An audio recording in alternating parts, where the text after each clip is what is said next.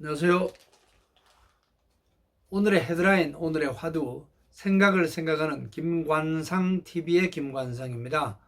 오늘은 2024년 7월 19일 금요일입니다.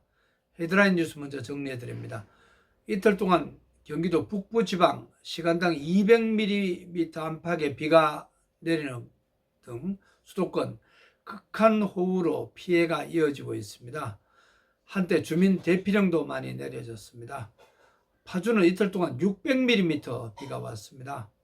오늘 또 남부지방, 충청도, 전라남도에 호우주의보가 내려져 있습니다. 서울 곳곳 교통 통제가 됐었고, 잠수교는 어제 오후 2시부터 양방향 차량이 통제되고 있습니다. 충청남도 또 물벼락이 있었습니다. 피해가 늘어나고 있습니다. 어제 새벽 당진 어시장 역류로 큰 피해가 있었고, 삽교천, 당진천 같은 곳 홍수경보로 주민 대피령도 내려졌지만 해제됐습니다. 강원도 도로도 끊기고 항공편도 운행에 차질이 있었습니다. 춘천과 화천 도로 복구 한 일주일쯤 걸린다네요. 철원군 주민들도 북한 지뢰로 불안해하고 있습니다. 중국도 폭우로 올해 이재민만 1430만 명에 이르고 있습니다. 후페이성, 화북성이죠. 산시성 피해가 컸습니다. 서울 아파트값 상승폭이 예상보다 높아서 정부는 비상장관회의 어제 열어서 아파트 추가 공급 계획 마련하고 있습니다. 서울 마포의 경우 3년 전에 최고가 일어났습니다. 5년 10개월 만에 최고 상승폭 보이고 있습니다. 어제 대법원 전원 합의체 사실혼 동성 동거인의 법적 권리 건강보험 피부양자로 일부 인정하기로 확정했습니다. 2019년 건강보험 혜택을 요청한 뒤에 5년 만이네요. 1심은 기각했고 2심은 대법원이 2심을 그대로 확정했습니다. 대부분 대법관 4명은 반대 의견을 냈습니다. 가족제도 근간을 흔드는 판결이라고 시민단체들이 반대하고 있습니다. FBI 체포됐던 수미 테러, 우리 동포죠. 보석금 내고 풀려났습니다. 6억 9천만 원이었습니다. 보석금이. 신고 의무를 이행하지 않고 5천만 원 금품을 국정원 직원에게 줬다는 그런 혐의인데, 미국 국무부는 법무부의 형집행 적절했다 이런 입장이고요. 우리나라 대통령실은 국정원 첩보 노출은 문재인 정권 때 일이고 정확한 원인 더 파악하고 있다 이런 입장입니다. 우리나라를 포함해서 지구촌에서 오늘 어떤 일이 일어났는지 알아보고 오늘의 화두를 찾아보는 시간입니다. 오늘의 화두로 우리의 인간 본성은 악한 것인가 선한 것인가 이런 말을 던져봅니다. 성선설 성악설 내용입니다. 오늘 어떤 일이 일어났죠? 1689년 오늘 조선 숙종 15년 노론의 영수 송시열 선생 세상을 떠났습니다. 부정적인 비판도 많았죠. 1882년 오늘 조선 고종 19년 이모군란이 일어났습니다. 일본식 군사제도 도입에 항의한 우리나라 옛 조선군대의 봉기였습니다.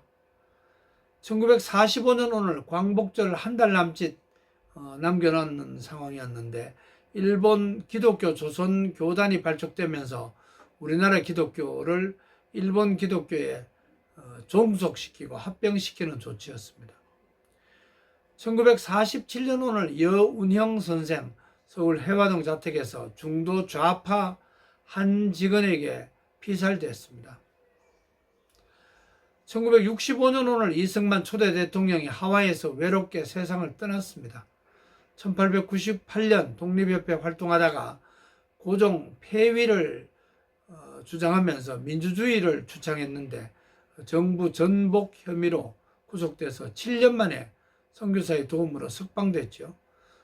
그 뒤에 1910년에 미국 프린스턴 대학에서 철학 박사학위를 받아서 귀국했습니다.